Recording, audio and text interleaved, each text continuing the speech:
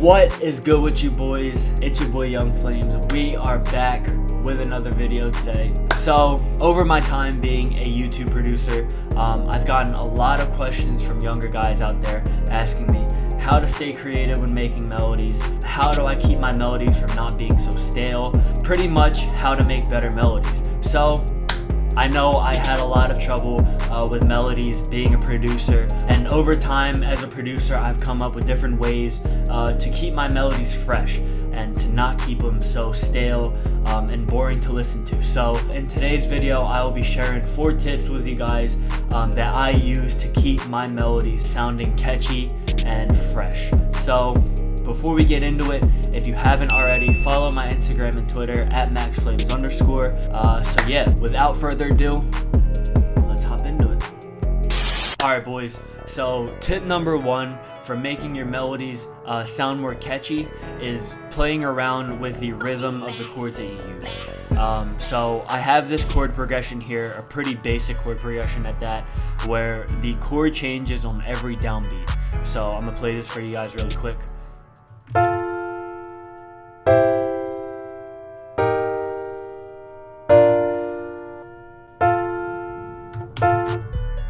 So pretty simple, right? Like I said, the chord changes on every downbeat, and you know, this could get very monotonous for someone to listen to, especially when your beat is just looping over with this, you know, with this progression. So ways you could switch it up is by moving chords farther or closer apart from each other in order to make a certain swing with the chords, essentially make a bounce with the chords that you're using. So right here I'm just moving chords around and playing around with it to pretty much see what would sound good, you know. So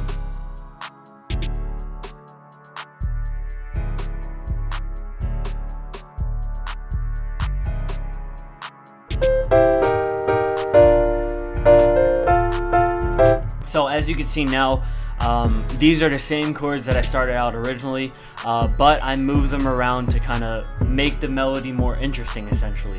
I also changed the BPM to kind of match what I was thinking, but now this is what it sounds like.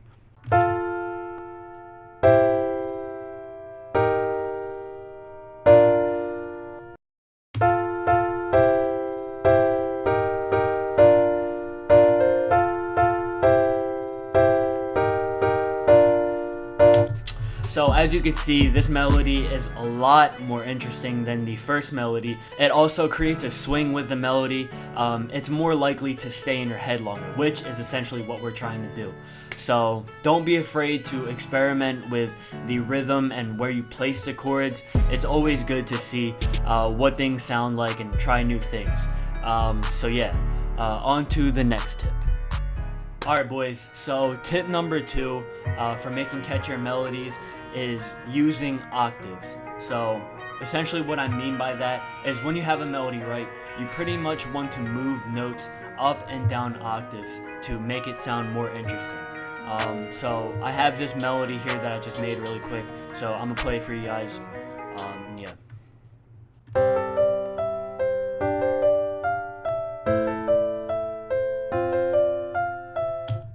So essentially what you could do with octaves is pretty much change the energy of the melody. So say if I were to move all of these lower notes up 1.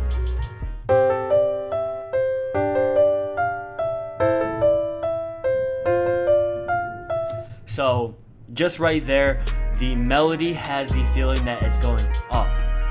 Whereas at the beginning, when I played you guys the first melody, it sounded like it was going down, if that makes sense. So, hold up.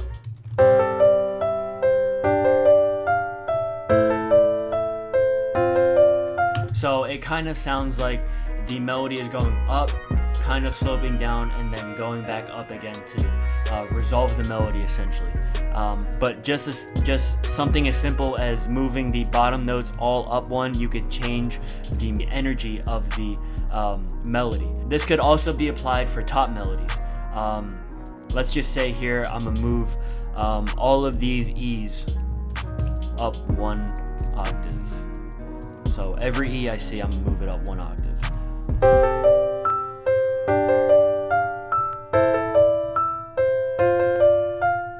So pretty much from here I can build off a melody with this E in the higher octave. So I'm gonna make something really quick.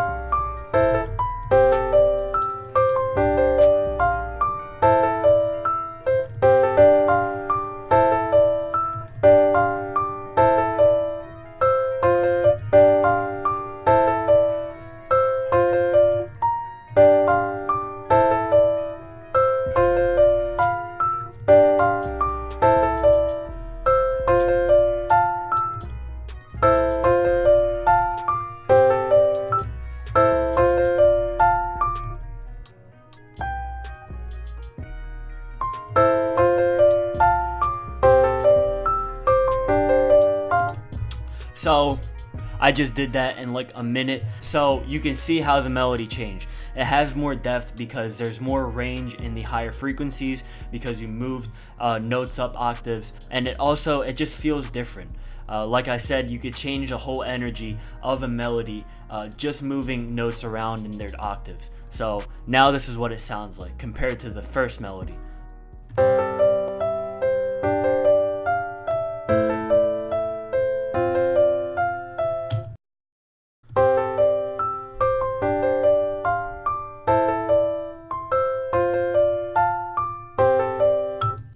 So yeah, that's tip 2. Now on to tip 3.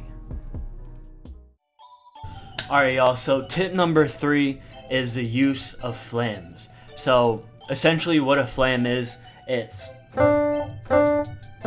something like that. It's essentially when you press a note and immediately you press the note next to it or above it to kind of give it this gliding effect. It's essentially the same thing as using 808 slides, how when you use an 808 you hit a note and then it glides up to another note. It's essentially the same thing. With flams, you pretty much want to use them with instruments that have very low attacks. So anything like a bell, piano, a keyboard, any of those instruments will be good for using flams with. Anything like a pad or a string probably wouldn't be the best instrument to apply this with. So I made this melody here. The key with flams though, to make them sound really catchy, is to use them sparingly. So you don't want to have, you don't want to have flams all over the place, like in every single section. You don't want that. You want to use them enough. You want to use them in the right way. So I made this melody here and I incorporated flams into it. So this is what it sounds like.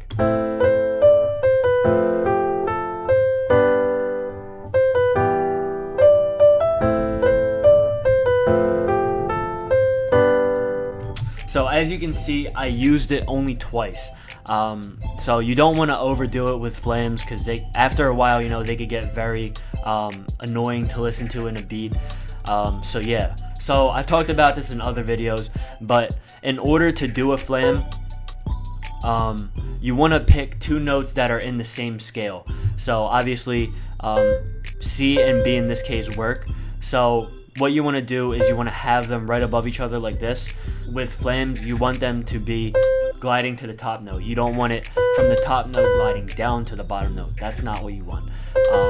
You want it to glide to the top note. So essentially how you do this is by clicking on the top note and also clicking on Alt on your keyboard, like this. So now you're able to move the top note off of the grid and essentially place it wherever you want. So with a flam, you want to do it just about that much, not too much. And then you can press Control L to shorten the note to connect. So now this is what it sounds like. So you could hear it, how it glides to the top note, and it can sound catchy at times. It's incorporating flams, like I said, can be very useful to switch up a beat. But yeah, and now on to tip number 4. So tip number 4 can kind of come off as very self-explanatory to most producers, but the use of effects and modulators is very important for making a catchy melody. You don't want to add so many effects to a melody because then it just sounds terrible. But essentially, VSTs such as gross beat, effectrix, halftime, all of them are good modulator VSTs. So I kept this same melody from the last tip, and I'm pretty much just going to play around with different effects to make it sound better. So yeah.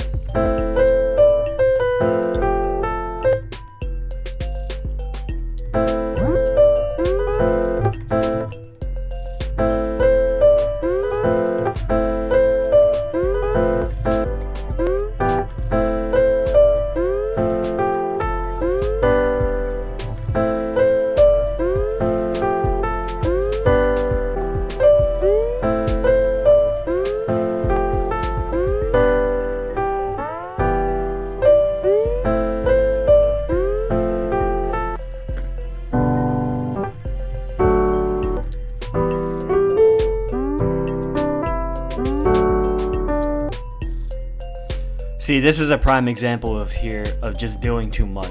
I added a gross beat preset onto this preset, and then I also added a halftime with this 1.5x mode on it. And this is an example of what you don't want to do, because this sounds terrible.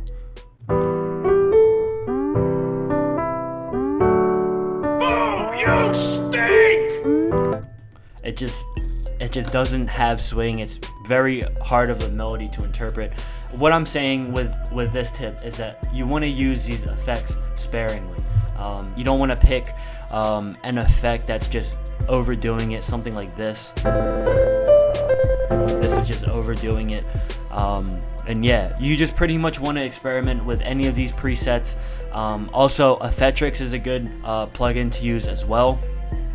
They have some very cool presets in here that you can use, so you just want to pretty much play around with effects. And like I said, these can be used for different verse sections, hook sections. I know in effectrix there's an effect where you can essentially reverse the melody right here. So there's a lot of things you can do. Even with just stock plugins like gross beat, you can do a lot with that. So yeah, that's pretty much going to be the video. I hope you guys were able to take away from this. So yeah, just to reiterate, I use all of these tips when I make melodies. Like I've stated all throughout the video, it's good to just experiment. Trying out new things is the best way to create new vibes, you know. A lot of my catchiest beats or catchiest melodies have always come from just accidents, you know.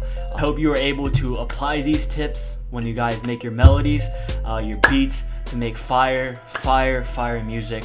That's all I'm here to help you guys with. I just want you guys to make fire music.